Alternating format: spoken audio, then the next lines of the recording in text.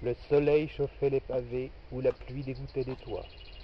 Parfois, le vent faisait grincer la girouette. Devant la porte close, monumentale et verdie, un Hermès sculpté donnait à l'ombre qu'il projetait la forme de son caducée. Les feuilles mortes des arbres voisins descendaient en tournoyant jusqu'à ses talons et repliaient sur les ailes de marbre leurs ailes d'or.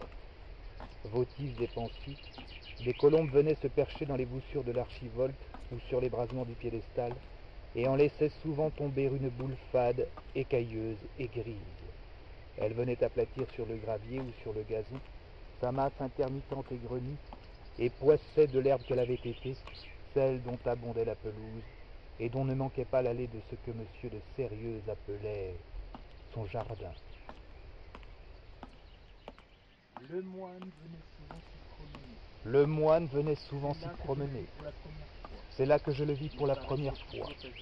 Il paraissait plutôt ajusté dans la sous-quenille du laquais qu'il n'était coiffé du bonnet du docteur.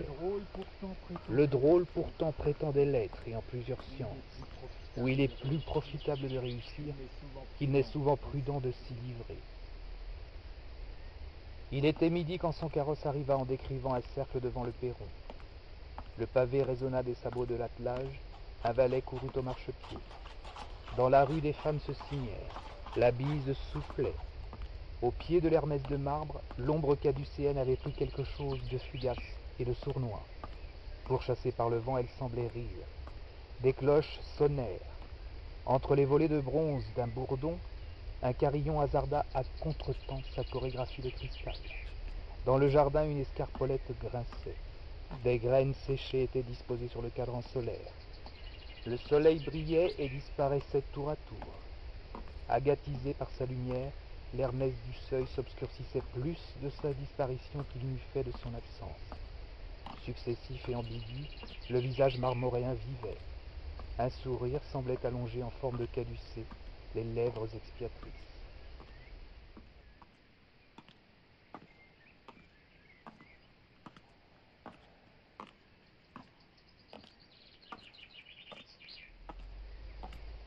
Une odeur d'osier, de pierre-ponce, de cinéraire et de marqueterie s'échappait par les persiennes fermées du cabinet et par la porte entr'ouverte du vestibule. Elle rendait plus lourd l'ennui de l'heure. Monsieur de Sérieuse et le moine continuaient à causer sur le perron. On entendait un bruit équivoque et pointu comme un éclat de rire furtif. C'était l'épée du gentilhomme qui heurtait la cornue de verre du spagyrique. Le chapeau à plumes de lin garantissait mieux du vent que le serre-tête de soie de l'autre. Le moine s'enrhumait. De son nez qu'il oubliait de moucher, un peu de morve avait tombé sur le rabat et sur l'habit.